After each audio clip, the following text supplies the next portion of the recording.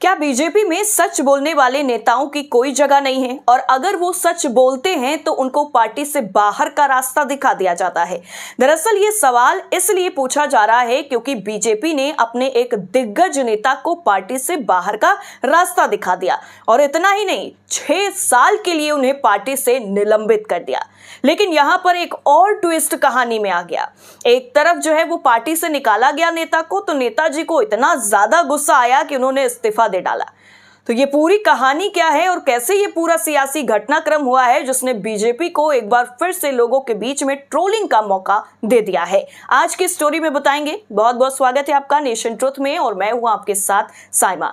तो चलिए आज के इस वीडियो की शुरुआत करते हैं और आपको ये एक तस्वीर दिखाते हैं। ये तस्वीर देखिए, आरके सिंह। ये जो तस्वीर आपने देखी ये जो है वो नेता हैं बीजेपी के। अब इन्हें पार्टी से निष्कासित कर दिया गया है। 6 सालों के लिए आरके सिंह को पार्टी से निलंबित कर दिया गया है।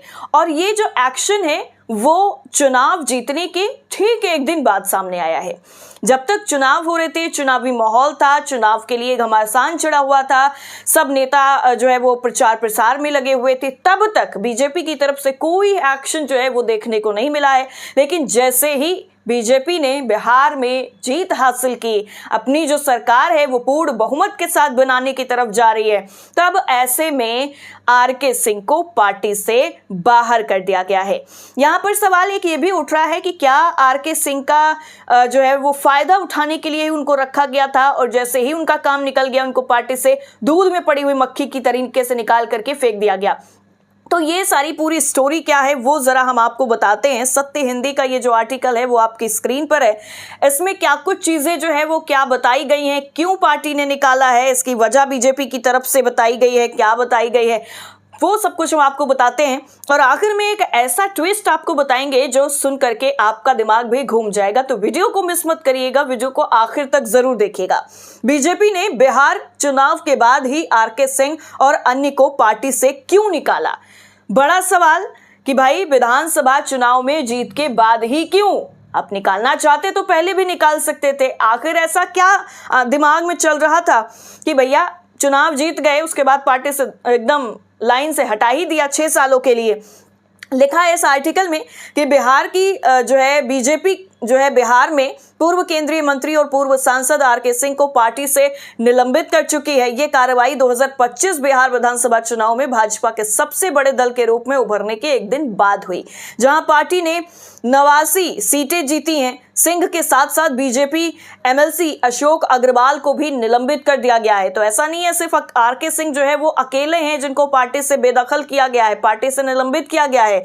उनके साथ और भी जो नेता हैं, एमएलसी हैं, उनका नाम भी शामिल है। बीजेपी ने नेताओं को पत्र भेजा। बीजेपी ने इन लोगों को भेजे पत्र में कहा है कि इन नेताओं की निरंतर पार्टी विरोधी बयानबाजी से पार्टी अनुशासन बनाए रखना आवश्यक हो गया था। बीजेपी के सूत्रों ने बताया है कि सिंह के खिलाफ हाल ही के बिहार विधानसभा चुनावों के दौरान पार्टी विरोधी गतिविधियों की शिकायतें मिली थी। पूर्व केंद्रीय मंत्री अपने ही पार्टी नेताओं पर आरोप लगा रहे थे।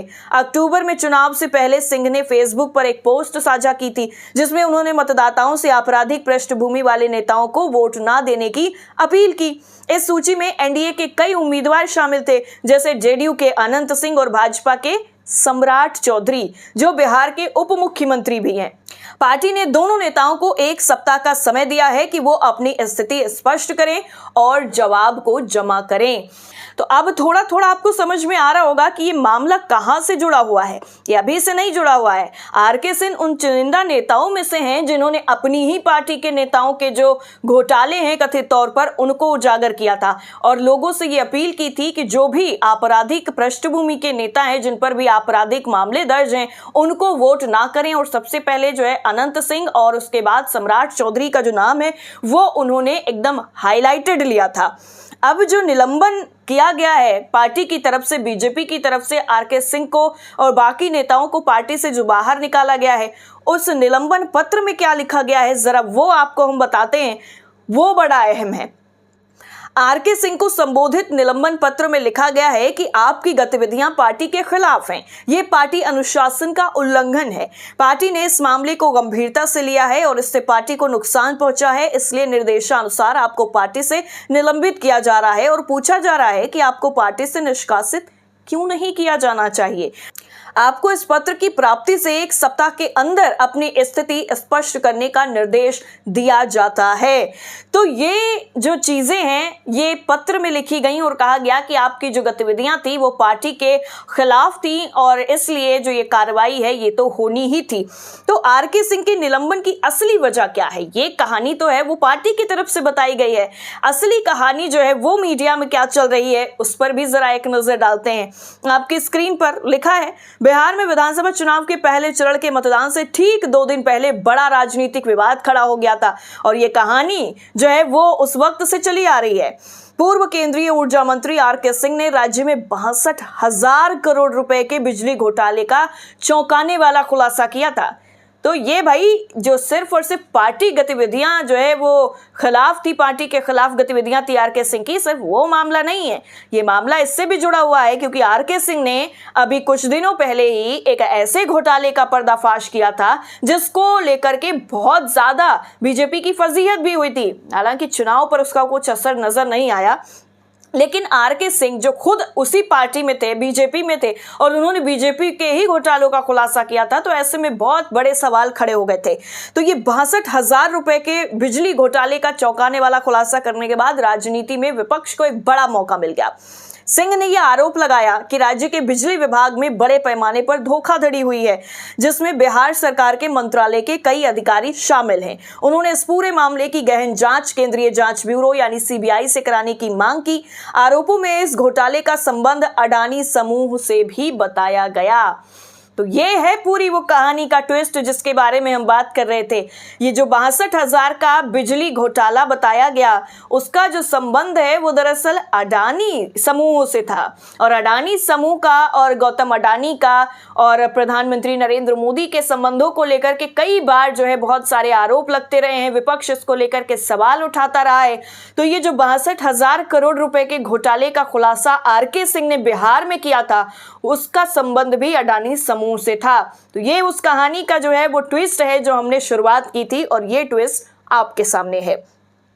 पूर्व मंत्री आरके सिंह ने यह दावा किया था कि यह घोटाला बिहार में एक थर्मल पावर प्लांट से जुड़ा है।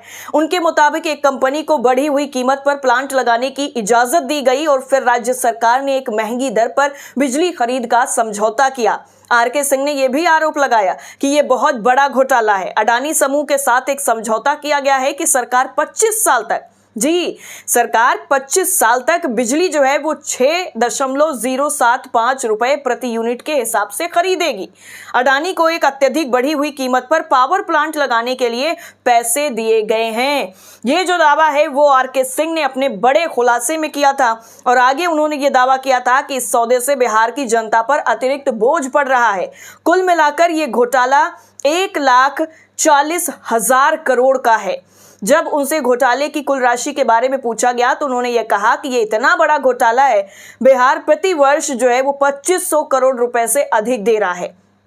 कुल मिलाकर 25 सालों में 6,200 करोड़ रुपए से ज्यादा दे रहा है। जनता को ₹1.41 प्रति यूनिट अधिक भुगतान करना पड़ रहा है।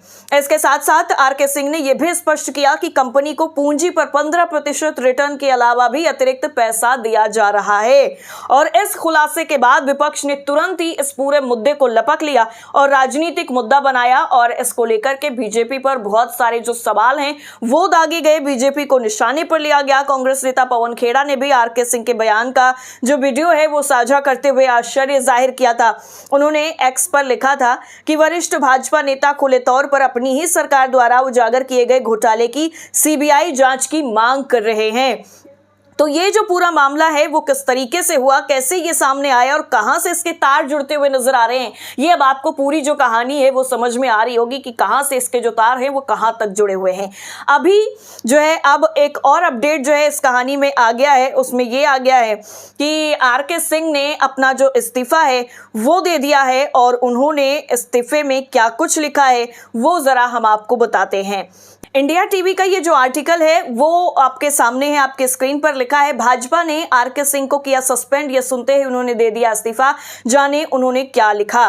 तो भाई एक तरफ बीजेपी ने उनको निष्कासित किया 6 साल के लिए पार्टी से, तो वहीं दूसरी तरफ आरके सिंह ने बड़ा एक्शन जो है वो उठाया और उन्होंने बड़ा कदम उठाते हुए पार्टी से इस्तीफा दे दिया। इस्तीफा देते हुए उन्होंने लिखा कि प्रिय नड्डा जी, मुझे मीडिया के कुछ सदस्यों द्वारा एक पत्र मिला है प्रति संलग्न, जिसमें कहा गया है कि पार्टी ने मुझे पार्टी विरोधी गतिविधियों के कारण निलंबित करने का निर्णय लिया है। साथ ही मुझसे पूछा गया है कि मुझे पार्टी से क्यों ना निष्कासित कर दिया जाए। पत्र में उन पार्टी विरोधी गतिविधियों का उल्लेख नहीं है जिनका मुझ पर आरोप लगाया गया है। मैं उन आरोपों के लिए कारण बताओ नोटिस नहीं दे सकता जिनका उल्लेख नहीं किया गया है। यानी सीधा सीधा उन्होंने कहा कि आपने ये तो बता दिया कि पार्टी विरोधी गतिविधियां थी, लेकिन वो गतिविधियां थी क्या, आपने उनका तो जिक्र नहीं किया है। तो इसलिए मैं क्या कारण बताऊं, किसका कारण बताऊं, क्या बताऊं मैं आपको। आगे उन्होंने लिखा है कि कारण बताओ नोटिस संभवतः आपराधिक पृष्ठभूमि वाले लोगों को टिकट वितरण के खिलाफ मेरे बयान के कारण है। यह बयान पार्टी विरोधी नहीं है। राजनीति के आपराधीकरण को रोकना और भ्रष्टाचार पर अंकुश लगाना राष्ट्रीय समाज और पार्टी के हित में है, लेकिन ऐसा प्रतीत होता है कि पार्टी के कुछ लोग इससे सहमत नहीं हैं। मैंने राज्य भाजपा कार्यालय को एक उत्तर दे दिया है, प्रति संलग्न जो वहीं पर उन्होंने अटैच किया है। मैं भारतीय जनता पार्टी की प्राथमिक सदस्यता से इस्तीफा देता हूं। सादर। तो ये इस्तीफा दे करके और इसमें जो मेंशन किया है आरके सिंह ने, वो सुन करके बीजेपी में जाहिर तौर पर खलबली कहीं ना कहीं मचनी लाजमी है, क्योंकि जो उन्होंने अपने इस्तीफे में लिखा है कि भैया कारण बताओ नोटिस तो उनको आपको देना चाहिए जो लोग आपराधिक पृष्ठभूमि से आते हैं। हम कौन से आपराधिक पृष्ठभूमि से, हमने तो खुलासा ही किया था और आपने तो वो गतिविधियां भी मेंशन नहीं की हैं। तो मैं किसका जवाब दूं, कौन से कारण का आपको मैं जवाब दूं। तो ये जो पूरी कहानी है वो किस तरीके से एक एक करके अब नया मोड़ लेती चली जा रही है और आने वाले दिनों में ये क्या और नया जो है वो ट्विस्ट लेकर के आती है, ये देखना बड़ा दिलचस्प होगा। तो आपकी क्या कुछ राय है इस पूरी खबर को लेकर, हमें कमेंट करके जरूर बताइए। फिलहाल के लिए इतना ही, नमस्कार।